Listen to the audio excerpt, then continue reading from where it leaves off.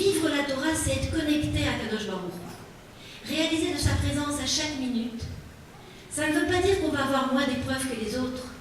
Et peut-être qu'au contraire, peut-être qu'on en a plus que les autres. Mais tout prend une signification différente.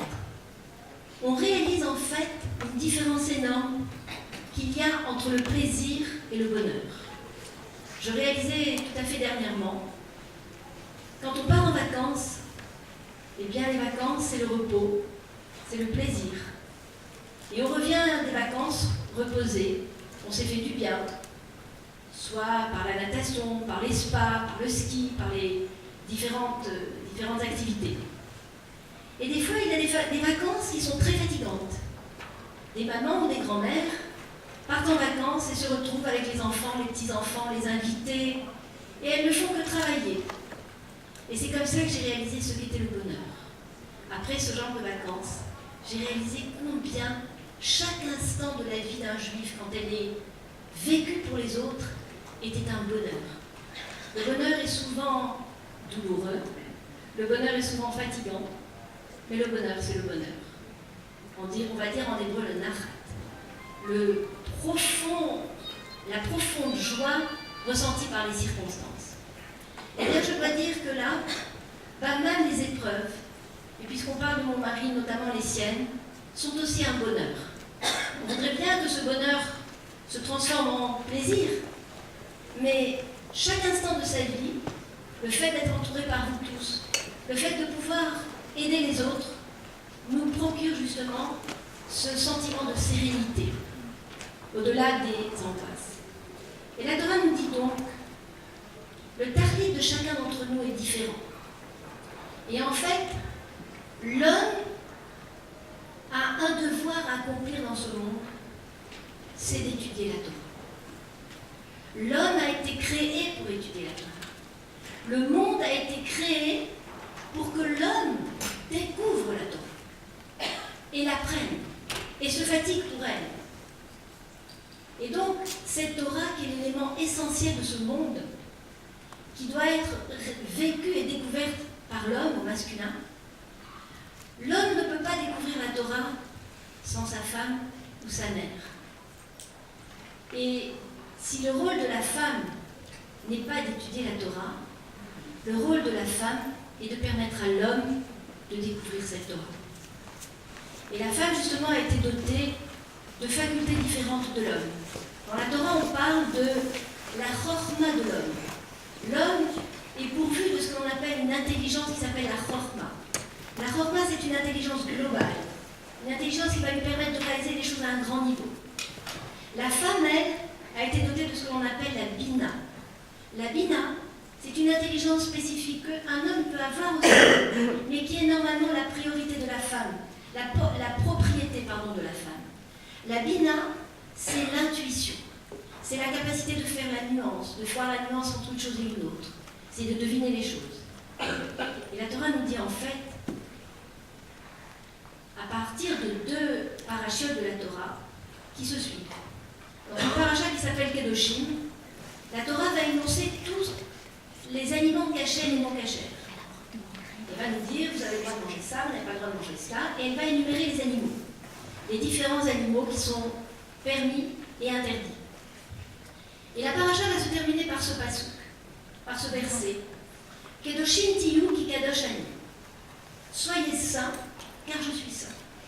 Pourquoi nous devons manger kasher? Tout simplement pour être comme Akadosh Baruch Hu, kadosh. On va définir comme mot. Quel est le rôle du juif? C'est d'être kadosh. Kadosh en hébreu, on va le traduire vulgairement par saint, S-A-I-N-T. En vérité, kadosh, c'est le mot qui évoque la dignité, la noblesse, la spécificité. Pourquoi Hachem est kadosh? Parce qu'il est tellement différent de tout ce qu'on peut imaginer, qu'on ne peut même pas l'imaginer. Et plus quelqu'un atteint la kedusha, la sanctification, la différence, la spécificité, et plus quelqu'un se rapproche d'Hachem. Et pour se rapprocher d'Hachem, pour comprendre Hachem, nous avons 2 mitzvot essentielles. La première, c'est le Shabbat. L'homme a été créé Erev Shabbat, la veille du Shabbat. La première chose que Adam a connue, Adam et Chava ont connue, c'est le Shabbat. Pourquoi? Parce que une fois que le monde était conçu, créé, que l'homme a été créé avec toutes ses possibilités, toutes ses facultés, il lui fallait se connecter à l'être de la vie qui s'appelle Hachem. Et la connexion avec Hachem, c'est Shabbat. On a souvent des ordinateurs, toutes sortes d'appareils comme vous en avez tous, mais si on n'est pas connecté, on ne peut pas se brancher. Eh bien nous, Hachem, nous nous connectons par Shabbat. L'homme s'est connecté à Hachem par le Shabbat. On ne peut pas découvrir Hachem sans vivre le Shabbat. Mais il nous manque un élément, la capacité de comprendre Hachem. Il y a la connexion et il y a la compréhension. La compréhension, c'est l'approche. L'approche se fait par la Kedusha. La Kedusha nous est donnée par la Kashrut. Plus nous mangeons kasher, et plus nous arrivons à faire la différence entre le monde d'Hachem et l'autre monde. Voilà ce que veut dire Kedoshim Tiyu Ki Kadoshem. Soyez spécifiques, soyez nobles, soyez dignes. Voilà ce que me donne la Torah. La Kashrut me donne en fait, ouvre mon esprit et peut me donner justement cette chorma, cette intelligence qui va me faire comprendre ce que les autres ne comprennent pas par la vision des choses. La science ne pourra jamais me donner la chorma. La science va me donner la capacité de voir le monde, d'expliquer peut-être certaines choses, mais la vision spécifique, la vision plus sensible du monde ne pourra être donnée que par l'approche d'Akadosh Baruch Hu qui va passer par la Kashrut. Et puis cette paracha est suivie d'une autre qui s'appelle Tazria. Le verset est ainsi dit: Isha et Tazria. Lorsqu'une femme enfante. Et cette paracha va nous parler de l'accouchement d'une femme qui a un bébé. Que devra faire une femme qui aura un bébé dans la Torah? Elle devra attendre un certain nombre de jours, attendre que les courants soient passés, et puis compter un certain nombre de jours qui s'appellent 7 jours, les 7 jours de pureté, etc. Et toute cette paracha va en fait énoncer les lois de Nida. Et dans cette paracha, il n'est pas écrit explicitement, mais les commentateurs nous diront, le vécu des lois de Nida, respecter les lois de Nida, va développer chez nous une autre forme d'intelligence qui s'appelle la Bina. La Bina, c'est justement cette intelligence de rapport, cette intelligence de sensibilité, la nuance, qui va nous être donnée, que l'on va développer en vivant les lois justement de Nida. Donc voilà déjà deux notions. La Torah nous dit que l'homme est pourvu d'une intelligence qui s'appelle la Chorma, qui est une intelligence globale. Et la femme est pourvue d'une intelligence plus fine, qui s'appelle la Bina. Et l'un et l'autre doivent utiliser ces facultés qui leur ont été données par Hachem pour justement réaliser leur mission dans ce monde. La Torah nous dit en fait, voilà qu'elle nous donne des lois spécifiques. Et elle va donner un certain nombre de lois générales, valables pour tous, hommes et femmes. Et par contre, il y a quelques lois qui sont spécifiquement pour les hommes et des lois qui sont spécifiquement pour les femmes. Et pourquoi cette différence? La différence est justement au rôle que chacun doit jouer et qui n'est pas le même. On parle dans la Torah de mitzvot positives liées au temps. Et on dit, la femme est dispensée d'un certain nombre de mitzvot positives liées au temps. Mais elle n'est pas dispensée de toutes les mitzvot positives liées au temps. Et la Torah s'exprime ainsi. Quand elle va donner, par l'intermédiaire de Moshe Rabbeinu, l'ordre d'étudier la Torah va commencer par les femmes. Dans le texte, elle dira, et tu parleras aux femmes. Elle s'adressa à Moshe Rabbeinu et Hachem dira à Moshe, tu vas parler aux dames d'abord, aux femmes. Quelqu'un qui est plus fort que moi là. Kotomar les Bet Yaakov.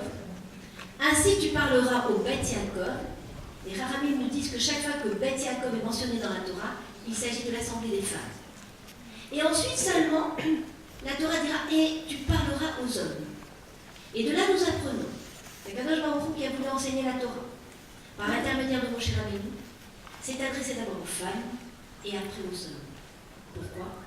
Parce qu'un homme ne peut pas avoir accès à la Torah sans sa mère ou sans sa femme. Et ça, c'est clair. Ça veut dire qu'on ne va pas le dire ouvertement à l'extérieur. Le Rav Eldad est parti. Mais sans nous, ils ne sont rien. Rien. Même dans le monde de la Torah. Qui peut? C'est quoi la femme dans la Torah? La femme va transmettre justement la spécificité de la Kedusha. La Kedusha, la spécificité d'Hachem, se transmet par la femme. La femme va transmettre la judaïcité. Quand bien même un homme serait le plus grand Talmid Chacham du monde, le plus grand Rav du monde, s'il n'a pas une femme pour véhiculer la spécificité et la Kedusha, il ne pourra rien obtenir. Donc voilà pourquoi la Torah nous a donné un rôle qui est celui justement d'investir en l'autre, par le chinour, par l'éducation, cette forme, cette Kedusha. Alors quand on dit qu'il y a des mitzvot positives liées au temps dont nous sommes dispensés, en fait il y en a très peu. On parle dans la Torah d'un certain nombre de mitzvot, je vous donne mon livre. Et on va voir en fait de quel mitzvot nous sommes dispensés. Nous sommes dispensés de très peu de mitzvot. Nous sommes dispensés des tefilines, mitzvah positive liée au temps. Dans la Torah, on dira et l'homme devra s'attacher tous les jours régulièrement, de telle heure à telle heure, mettre les tefilines. Il devra mettre les tzitzit. Et ce sont les deux mitzvot dont nous sommes dispensés, plus trois autres. La sonnerie du chauffard à Rosh Hashanah, bien que nous avons pris l'habitude d'aller l'écouter, mais si nous n'avons pas écouté, on n'a pas transgressé de faute. La souka, dormir dans la souka. L'homme a l'obligation de manger et de dormir dans la souka, même si aujourd'hui on a un petit peu changé les donnes. Et le lulav. La mitzvah du lulav, à Sukkot, c'est une mitzvah prescrite par l'homme.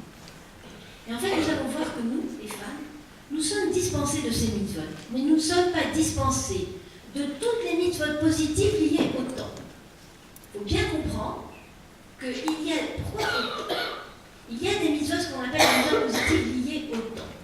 Pourquoi sommes-nous dispensés de certaines mitzvot positives liées au temps? Il faut comprendre que quand la Torah donne des mitzvot, c'est fonction du rôle de chacun, du rôle spécifique, mais c'est fonction du tempérament de chacun.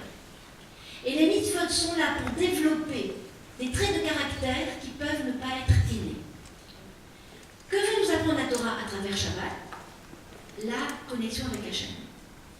Que veut nous apprendre la Torah à travers l'habillement, que tout de suite elle a donné à Chava? La dignité de soi. La Torah nous dit que l'habit, c'est la dignité de l'homme. L'homme, quand il a honte, il va se couvrir d'un habit. Et d'ailleurs, je voulais vous raconter une petite histoire. Une fois, dans une école de mes enfants, à Marseille, il y a eu une petite scène qui a été jouée. Alors, ça représentait la scène suivante. Une fois, quelqu'un de très pauvre s'était présenté dans une synagogue, et le rabbin invitait cette personne-là, très pauvre, à manger. Et puis, il a placé la personne en question en bout de table. Bon, le pauvre était très content, il a mangé avec tout le monde.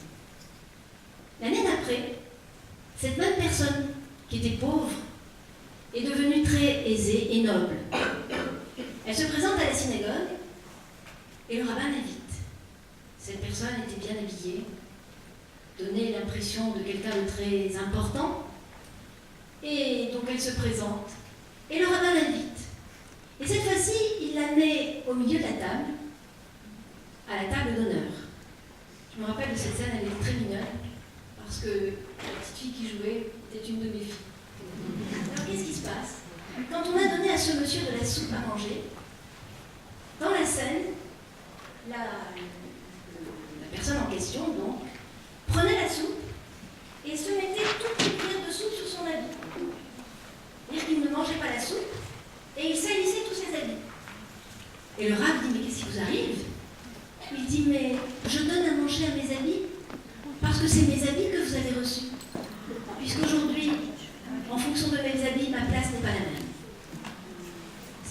parenthèse.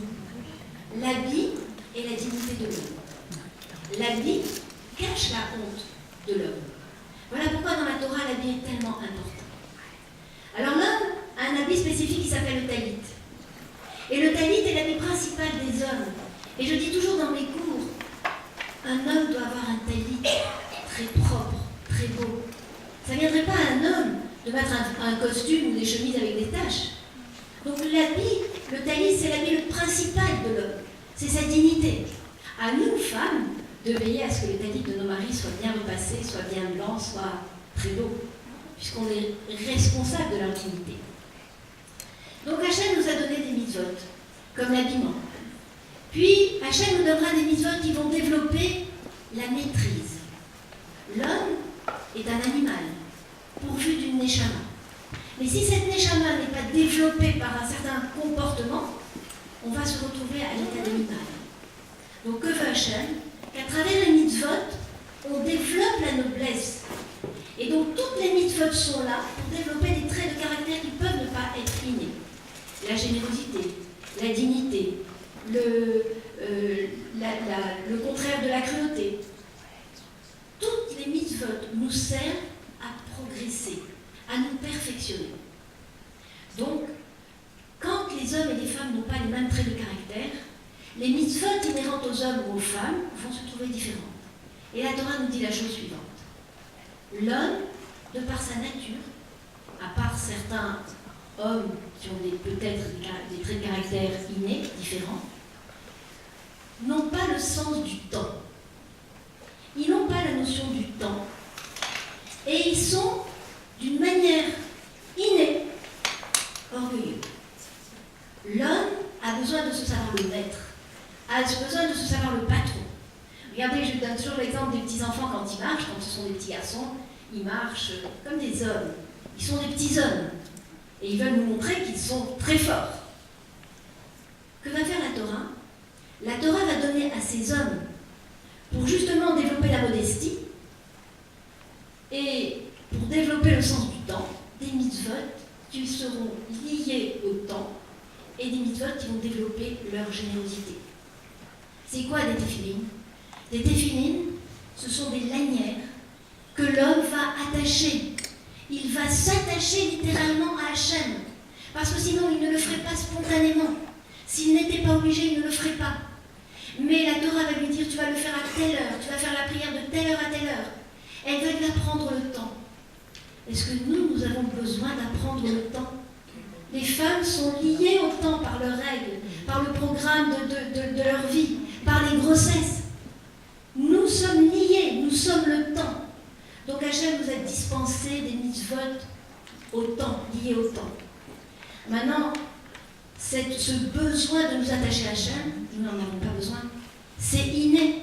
La femme est directement liée à Kadosh Baruch Hu. Et elle est tellement liée qu'elle a besoin de transmettre Hachem aux autres.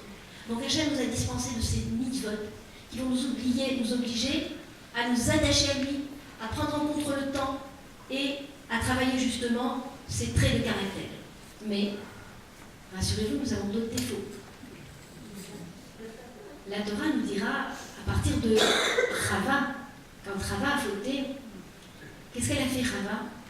On dit qu'elle a introduit dans le monde la mort. L'homme devait être un être éternel, et à partir de la faute que les deux ont fait, attention, mais dont nous avons été à l'initiative, Kadosh Baruch Hu nous donnera une mitzvah pour réparer justement ce sens de la vie, pour nous faire prendre ce sens de la vie, donner ce sens de la vie qui s'appelle l'Ivanumida. Qui plus est, il y avait, Hachem était évident, le monde était lumineux, et quand on a fauté, la lumière à Kadosh Baruch Hu n'était plus évidente. Il faut trouver Hachem aujourd'hui. Il faut arriver à le découvrir. Et d'ailleurs, il y a des gens qui vous diront je ne suis pas croyant, et d'autres qui vous diront je suis croyant. Et vous n'aurez jamais de preuve à amener de l'existence d'Hachem. Nous savons qu'il existe. On a des preuves, mais on ne peut pas prouver qu'Hachem existe. Alors, pourquoi? Parce que nous avons éteint avec la faute de Chava la lumière du monde. Que va nous donner Hachem? De rallumer cette lumière. Le moyen de rallumer la lumière, c'est Adlakat Nerot. L'allumage des Nerot de Shabbat, et on doit dire d'ailleurs, chaque fois qu'on allume les Nerot, on demande à Kadosh Baruch Hu, par cette mitzvah, de rallumer la lumière que Chava a éteinte. C'est quoi la lumière? Qu'Hachem soit évident, qu'on ne soit plus dans l'obscurité. Aujourd'hui, on ne sait plus ce qui est vrai et pas vrai. Il n'y a plus de loi, il n'y a plus de règles. Qu'est-ce que fera Hachem quand il sera présent au moment du Mashiach? C'est qu'il enverra dans le monde une lumière de vérité, le Emet. Donc nous prions pour que cette lumière soit ravivée. Et la troisième mitzvah essentielle de la femme, c'est la chala. Un homme aussi peut prélever la chala. Mais s'il y a un choix entre les deux, la mitzvah incombe à la femme. Et pourquoi la chala? Parce que la chala, qui était appelé la chala? Adam a été appelé la chala. On dit qu'Akadosh Baruch Hu, quand il a créé Adam et Chava, donc, il a prélevé une partie de chaque élément du monde. Comme nous, quand on fait sur la pâte, il a prélevé une partie du monde, il a insufflé en lui une neshama, et c'est devenu un être humain. Adam et Chava sont la chala du monde. Et nous, quand on prélève la chala, on doit avoir cette idée qu'on vient nous faire pardonner la faute que nous avons faite, pas seulement la faute que Chava a faite, mais une faute que nous faisons tous. Voilà le principe de la chala. Alors nous sommes astreints à ces trois mitzvot. Et nous sommes dispensés de certaines mitzvot. Mais nous ne sommes pas dispensés de toutes les mitzvot positives liées au temps. La Torah dit, la femme est dispensée des mitzvot positives liées au temps, mais pas toutes. Lesquelles, par exemple? Il existe une mitzvah dans la Torah qui s'appelle Shamor Vezachor et Hashem. C'est quoi une mitzvah positive dans la Torah? C'est quand Hachem donne quelque chose à l'affirmatif. Tu feras ceci. Shamor Vezachor et Shabbat, c'est une mitzvah positive, Shamor, liée au temps, puisque c'est tous les Shabbatot. Mais Shamor est suivi de Zachor. Pardon. Shamor et Zachor. Shamor, c'est l'interdiction de transgresser le Shabbat. En fait, c'est la mitzvah négative. Tu n'allumeras pas, tu ne créeras pas d'électricité, etc. C'est l'interdiction, c'est le négatif. Zachor, c'est le côté positif du Shabbat. Tu te souviendras du Shabbat. C'est quoi se souvenir du Shabbat? C'est faire du Shabbat quelque chose d'honorable. Donner du kavod à Shabbat. Le rendre le plus beau possible. Se souvenir, depuis que Shabbat est terminé, qu'il va y en avoir un autre. Vivre en fonction du Shabbat. Eh bien, ce Zachor, c'est la mitzvah positive du Shabbat. Alors la Torah nous dit une chose. Quand une mitzvah positive est associée à une mitzvah négative, nous sommes astreints, hommes et femmes, à cette mitzvah. Parce que les mitzvahs négatives, nous avons tous la même obligation, hommes et femmes. Du coup, nous avons l'obligation de faire Shabbat. Il y a une autre mitzvah qui s'appelle les 4 coupes de vin Pessah, le Seder, le Hallel de Pessah. Pourquoi avons-nous l'obligation de manger de la matzah à Pessah? C'est une mitzvah positive qui se fait dans un temps précis, le 15e soir du mois de Nissan. Donc on devra en être dispensé. Puisque nous sommes dispensés de la mitzvah de Sukkot, pourquoi nous ne sommes pas dispensés de la mitzvah de Pessah? Sukkot, c'est tu habiteras dans la soukha pendant 7 jours. Mitzvah positive uniquement. Mais Pessah, tu mangeras de la matzah à Pessah, mais tu ne mangeras pas de chametz à Pessah. La mitzvah de manger de la matzah est associée à l'interdiction de manger du chametz. Comme il y a la mitzvah négative, tu ne mangeras pas de chametz, qui est associée à la mitzvah positive, nous sommes astreints aux mitzvot de Pessah. Maintenant, je voudrais que nous comprenions ensemble, il y a d'autres mitzvot, je ne les énonce pas ici, quelle est la spécialité de la femme? À partir de quoi nous devons comprendre ces différences? La femme, la Torah dit, et c'est une idée qui aujourd'hui est difficile à transmettre. La femme, c'est en hébreu Akeret Anait. C'est la racine, les fondations de la maison. La femme, c'est les fondations du Baït. Notre domaine, c'est la maison. On a le droit de travailler. La Torah nous donne ces exemples à travers Eshet Chayil. Mais notre priorité, c'est la maison. Pourquoi? Parce que la maison est considérée aujourd'hui comme un petit Beth Amikdash. Le fameux grand Beth Amikdash qui était à Yerushalayim, qui aujourd'hui, dont il ne nous reste que le Kotel, est remplacé par notre maison. Le sanctuaire, l'endroit dans lequel Akadosh Baruch Hu habite, c'est le Baït. Or, le Baït, il doit être géré par la femme. Il peut être géré par l'homme. Il n'y a pas de contradiction. Mais l'esprit, l'âme d'une maison, c'est la maman. L'âme d'une maison, c'est l'épouse. Ça veut dire ce qu'Hachem attend de nous, c'est que cette maison, nous la fassions vivre. La faire vivre par quoi? Par notre Neshama. Si nous sommes dispensés de l'étude de la Torah, c'est parce que nous avons l'obligation de l'enseigner. De l'enseigner comment si nous ne la connaissons pas? D'abord, on est obligé d'étudier un minimum de Torah pour pouvoir le vivre. Mais l'enseigner par la vie, par la chaleur. La Torah nous dit, dans une maison doit régner de la chaleur. C'est quoi la chaleur d'une maison? La chaleur d'une maison, c'est l'affection. C'est ces odeurs de cuisine. C'est tout ce qui ressort d'une maison. Une maison doit être accueillante. Une maison doit retenir justement aussi bien un mari que des enfants. Si une maison n'est pas habitée par une femme, il n'y a pas de vie dans une maison. Alors la Torah va nous dispenser d'un certain nombre de mitzvot pour cette raison-là. Il existe quelque chose qui hérisse beaucoup les féministes de notre époque. Dans les brachot du matin, vous savez que les femmes ne sont pas dispensées de la prière. Les femmes sont dispensées d'une partie de la prière faite en un temps précis. Mais nous ne sommes pas dispensés de toutes les prières. Il existe une partie de la prière qui s'appelle les brachot du matin. Et toutes les femmes ont l'obligation de faire les brachot du matin au même titre que les hommes. Pourquoi? Parce que on va venir remercier Akadosh Baruch Hu sur des faits dont nous profitons.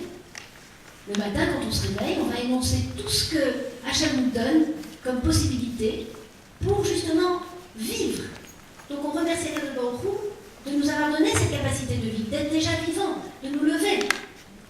Alors il y a une bracha que vous connaissez tous, que l'homme énonce. Baruch Ata Hashem, Shelo Asani Isha. Béni sois-tu Akadosh Baruch Hu, qui ne m'a pas fait femme. Femme, en hébreu, le mot ish veut dire un être accompli. On ne peut caractériser quelqu'un de ish qu'au moment de sa ktira, au moment où il part de ce monde. On n'est jamais sûr d'être un ish. Ish, c'est quelqu'un qui s'est assumé en tant qu'homme, qui a gardé sa dignité et qui est appelé ish. Or, jusqu'au jour de notre mort, on n'est jamais sûr d'incarner cette valeur. Alors un homme n'a pas le droit de dire « Merci Hachem de m'avoir fait Ish ». Il n'est pas sûr d'être un Ish. La seule chose dont un homme est sûr, c'est qu'il n'est pas une femme. Et nous, qu'est-ce qu'on dit? Baruch Ata Hashem, chez Asani Kirtsono. En hébreu, béni sois-tu Hachem, qui nous a fait selon sa volonté. Ça veut dire quoi selon sa volonté? Ça veut dire que nous sommes de la même nature que les gens. C'est qui Hachem? Hachem est quelqu'un de discret, qui donne sans compter. La qualité essentielle d'Akadosh Baruch Hu, c'est ce qu'on appelle le chesed, la générosité, la miséricorde. Alors nous, bien sûr, dans notre vie, on va voir tout ce qui ne va pas. On va dire, tu te rends compte, tellement de souffrances. Ces enfants qui n'ont rien fait, ils sont morts pendant la Shoah, etc. Et on va imaginer la dureté d'Akadosh Baruch Hu. Mais on ne voit pas qu'en fait, le chesed d'Akadosh Baruch Hu. C'est quoi le chesed d'Akadosh Baruch Hu? Akadosh Baruch Hu a créé un monde merveilleux. Il faut ouvrir les yeux. Il faut réaliser de ce monde comme il est beau. De tous ces arbres, de toutes ces plantes, de toutes ces fleurs. De tout ce qui nous donne à longueur de journée. Je lisais dernièrement un petit passage à propos des tulotes, à propos des prières, pour la réfoua chez les marques, pour quand on veut que quelqu'un guérisse, ou même pour une autre sorte de prière. Le Rav disait, avant de prier pour une demande, il faut remercier. Sinon la prière ne passe pas. Ça veut dire quoi? Quelqu'un se trouve en détresse devant un drame, et il va penser à remercier? Oui. Parce que quand on remercie, on réalise de toute la vie que nous avons eue. De toute la vie, on est là, on a nos deux pieds, nos deux mains, nos deux yeux, etc. Tout ce qu'on a eu pendant notre vie. Et il faut énumérer tout ce que nous avons eu. Même si on se trouve devant un drame, on doit remercier Akadosh Baruch. Le principe du juif, c'est Hakarat Tov, la reconnaissance, le remerciement. Tous les matins, on se réveille en disant quoi? Modé Ani. Même quand on n'a pas envie de se lever, même quand c'est une journée difficile, on doit dire Modé Ani. Et celui qui sait dire merci, il réalisera qu'il a une vie extraordinaire, quelles que soient les circonstances. Alors la Torah nous dit, c'est quoi Shazani Kirtsono? C'est être de la même nature qu'Hachem. Apprendre à donner. Or, qui donne naturellement? Qui donne spontanément? Qui donne sa vie, son sang, son oxygène, ses cellules, chaque geste de notre vie? C'est nous, les femmes. Les hommes, il faut qu'ils se forcent. À part des exceptions, un homme, il vit dans sa bulle. Il vit pour lui. En temps il va se forcer, il doit développer quelque chose, ou il a une éducation, mais c'est pas dans sa nature. La femme, dans sa nature, la nature de la femme, c'est de donner. Alors on est de la même nature qu'Akadosh Baruch. Plus que ça. Akadosh Baruch a créé le monde, et il a pris un PDG dans ce monde. Il a pris quelqu'un qui va venir l'aider, qui va venir réaliser le travail qui doit se faire dans ce monde. Il nous a choisis. Nous sommes les associés d'Akadosh Baruch. Quand on dit cette bracha Shazani Kirtsono, il faut réaliser du mérite que Hachem nous a donné. On est les associés d'Hachem. Or Hachem, qu'est-ce qu'il est? Il est généreux. Et Hachem, vous le voyez, vous? On ne le voit pas. Il accepte qu'on dise de lui n'importe quoi. Il accepte qu'on dise qu'il n'existe pas. Il accepte qu'on dise qu'il est dur. Il accepte tout. Il ne répond pas. Ben, nous devons être de cette nature. La pudeur, c'est quoi? C'est la pudeur d'Hachem. C'est la discrétion, c'est le voilement. Ben nous, on doit rester derrière le rideau. Quand nos maris ou nos enfants vont réussir merveilleusement dans tous les domaines, nous, on saura qu'on était derrière. Depuis le jour de la naissance, nos maris, on les a supportés, on les a supportés à tous les niveaux, et puis ils vont arriver, on va dire quel homme extraordinaire. Ben nous, on reste dans le rideau, on ne dit rien, on a un petit sourire. Les mamans, elles ont un petit sourire quand elles voient leurs enfants réussir. Mais elles savent qu'elles ont tellement contribué pour la réussite de leurs enfants. C'est ça qui retourne. Akadosh Baruch Hu, quand il voit son peuple, il est émerveillé. Mais il sait aussi que c'est grâce à lui, c'est grâce à cette Torah qu'il nous a donné. Donc voilà, déjà pour les différences. Pourquoi nous avons des mitzvot différentes? Pour développer des traits de caractère qui ne sont peut-être pas innés. Chacun de nous sommes différents. Et l'homme doit développer à travers les mitzvot qui sont spécifiques des traits de caractère. Et nous devons développer à travers des mitzvot spécifiques, des traits de caractère. Ça, c'était la première partie. Alors, la deuxième partie, c'était le secret de la féminité. Normalement, c'était le titre. En réalité, je ne sais pas ce que c'est que la féminité. C'est ce que je vous ai développé. Mais je voudrais juste revenir sur l'idée qu'on a déjà développée pas mal, qui s'appelle la tzniut. On voit dans la Gemara, dans une Gemara, on nous parle d'une femme qui s'appelle Kimrit. Et on nous dit, cette femme qui s'appelait Kimrit avait une qualité qui s'appelait la pudeur. Et le texte dit, pas une poutre de sa maison n'a vu un seul de ses cheveux. Et elle avait un mari qui s'appelait Cohen. Et la qualité de cet homme, c'était qu'il était Am Haaretz. Am Haaretz dans la Torah, c'est pas spécialement valorisant. Ça veut dire que le coefficient intellectuel était le coefficient minimum. C'est ça qu'on appelle Am Haaretz dans la Torah. Lui était Cohen, elle s'appelait Kimrit, elle était pudique, et lui avait un coefficient intellectuel minimum. Les deux, mariés, ont eu 7 fils Cohen Gadol. Alors on s'interroge. Bon, 7 fils Cohen Gadol, ça pose un problème. Mais c'est quoi le Cohen Gadol? La Torah va nous apprendre que, je vous ai parlé de Kedusha tout à l'heure, la Kedusha, c'est la spécificité.